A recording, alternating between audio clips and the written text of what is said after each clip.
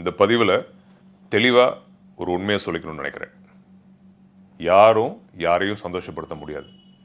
அப்படி எல்லாரையும் சந்தோஷப்படுத்த முடியும்னா உலகத்தில் எல்லாருமே சந்தோஷமாக தானே இருக்கணும். உலகமே சந்தோஷமாக தானே இருக்கணும். எப்படி பார்த்தாலும் எல்லா உறவுகள்லையும் மக்கள் வந்து இன்னொருத்தவங்களை சந்தோஷப்படுத்த ட்ரை பண்ணிருக்காங்க. ஒரு அப்பா குழந்தைய சந்தோஷப்படுத்த ட்ரை பண்ணுறாரு, ஒரு அம்மா குழந்தைய சந்தோஷப்படுத்த ட்ரை பண்ணுறாங்க, குழந்தைங்க பெற்றோர்களை சந்தோஷப்படுத்த ட்ரை பண்ணுறாங்க, ஒரு ஹஸ்பண்ட் ஒய்ஃபை சந்தோஷப்படுத்த ட்ரை பண்ணுறாரு, ஒய்ஃப் ஹஸ்பண்டை சந்தோஷப்படுத்த ட்ரை பண்ணுறாங்க, ஃப்ரெண்ட்ஸ்குள்ளே வாட் எவர் லவ் பண்ணுறான்னு சொல்கிறாங்க. தே trying to please each other. இவ்வளவும் பண்ணி ஏன் உலகம் சந்தோஷமாக இல்லை? சிம்பிள், ஒரு விஷயம் புரிஞ்சுக்கலாம். உங்களால் என்ன சந்தோஷப்படுத்த வைக்க முடியாது, என்னால் உங்களை சந்தோஷப்படுத்த வைக்க முடியாது. நான் சொல்கிறது கொஞ்சம் கடுமையாக இருக்கலாம், பட் இந்த புரிதல் வேணும்.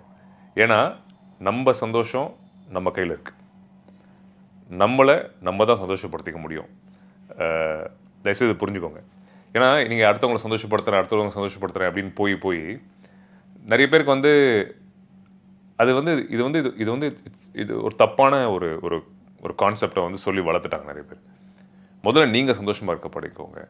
உங்களுக்கு என்ன சந்தோஷமோ அதை பண்ண பழகிக்கோங்க. உங்கள் சந்தோஷம் உங்கள் மூலமாக மலரட்டும், உங்கள் மூலமாக வெளியே வரட்டும், உங்கள் மூலமாக நீங்கள் உணர ஆரம்பிங்க. அதை பண்ணாலே நம்ம வந்து நம்மளை சுற்றி இருக்கவங்க தன்னை போல் சந்தோஷமாக இருப்பாங்க. நம்ம முதல்ல சந்தோஷமாக இருக்க பழகிட்டு அப்புறம் நம்ம உறவுகளோடு சேரும்போது அந்த உறவுகளோட சந்தோஷத்தை இன்னும் மேம்படுத்திக்கலாம், அதிகப்படுத்திக்கலாமே தவிர உறவுகள் மூலமாக நம்ம சந்தோஷப்படுத்தணுன்ற நம்ம சந்தோஷமாக இருக்கணுன்ற அந்த கான்செப்டை இன்றைக்கி இந்த பதிவு பார்த்துட்டு தயவுசெய்து மாற்றிக்கோங்க. ஏன்னா இதனால் இந்த புரிதல் இல்லாமல் நிறைய பேர் சந்தோஷத்தை தொலைச்சு வாழ்க்கையில் என்ன அவங்களுக்குன்றதே புரியாமல், நான் சொல்கிறது 20 வயசில் 30 வயசுலனா பரவாயில்ல, up to the age of 70, 80 வரைக்கும் புரியாமல் சந்தோஷம் இல்லாமல் வருஷங்களை டைம் வேஸ்ட் பண்ணி வாழ்க்கையை இழந்துடுறாங்க. ஸோ அப்படி ஒரு நபரை நம்ம ஆக வேண்டாம். இது எவ்வளோ நமக்கு வயசில் புரியுதோ, எவ்வளோக்குள்ளே சீக்கிரம் புரியுதோ ஒரு பெரிய தெளிவு வந்துடும் நான் சொல்லுவேன்.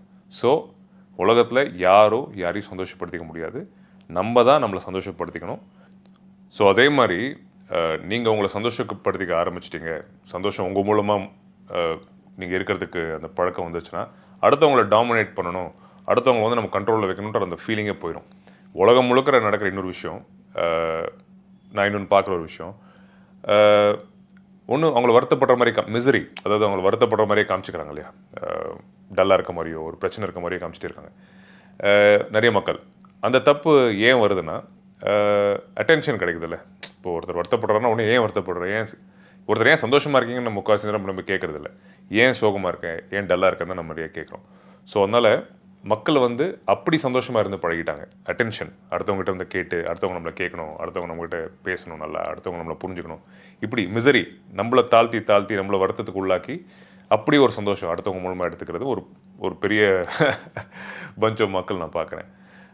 ஏன்னா முன்னாடி நான் சொன்ன அந்த விஷயம் நம்ம சந்தோஷப்படுத்திக்க தெரியலன்னா ரெண்டாவது நான் சொன்ன விஷயத்தில் தான் போய் முடியும் அது வாழ்க்கையே. ஸோ தயவுசெய்து நீங்கள் சந்தோஷமாக இருக்க பழகிக்கோங்க. தன்னை போல் உங்களை சுற்றி இருக்க உலகம் சந்தோஷமாக இருக்கும். உங்களுக்கு வேண்டிய அமைகிற விஷயங்கள் எல்லாமே நேச்சுரலாக சந்தோஷமாகவே அமையும். ஓகே, இந்த பேசிக் புரிதல் இருந்தால் நிறைய விஷயங்கள் வாழ்க்கையில் தெளிவாயிருன்றது ஐ ஸ்ட்ராங்லி பிலீவ். என் வாழ்க்கை மாறுச்சு. So I thought I will tell you that as well. And இந்த பதிவு கண்டிப்பாக உங்கள் எல்லாருக்கும் ஒரு ஐ ஓப்பனராக இருக்கும்னு நம்புகிறேன். இந்த புரிதல் வரணும்னு நினச்சவங்களுக்கு தயவுசெய்து ஷேர் பண்ணுங்கள். இவர் எப்பயும் சொல்கிற மாதிரி லவ் யூ ஆல். நன்றி.